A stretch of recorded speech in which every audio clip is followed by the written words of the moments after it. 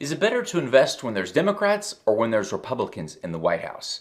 So in last week's video, we talked about what does the market do during the election month? And in today's video, we're going to zoom out, we're going to look at 70 years worth of history, and we're going to have the conversation, does the market do better when there's Republicans in office or when there's Democrats? When should you invest your money? Okay, so let's get started.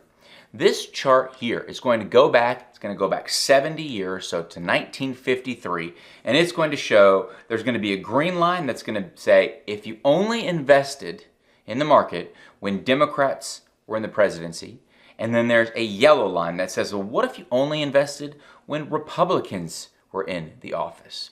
And so what does this mean? It means when your party, whether you choose Republicans or Democrats, when they're in the office, you're invested, and when they're not, you are not invested, okay?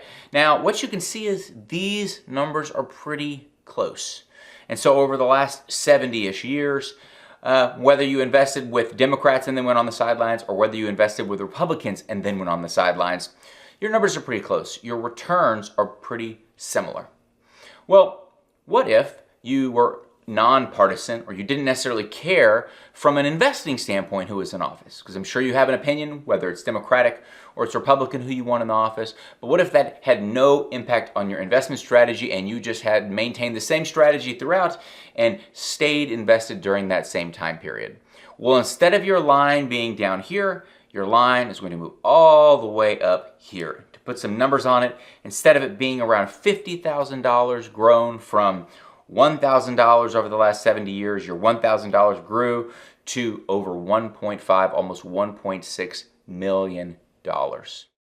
And so why are we talking about this? This is an extreme chart, right? Now, more than likely, you're probably not going to say, whether you're a Republican or a Democrat, well, I'm going to invest when my party's in office, but I'm not going to otherwise, right?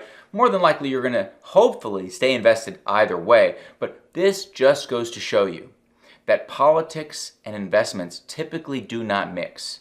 And keeping your politics and the issues that you have, great, go vote for them, that's fantastic, that's why we're in America. But when it comes to voting with your dollar or making investment decisions based on who's in office, sometimes that can be very tricky. This is just an extreme example of going from 50,000 to 1.6 million by making no predictions where you don't even have to be right. It just means you're staying invested. I hope you found this helpful, and as always, thanks for investing your time with the Personal CFO.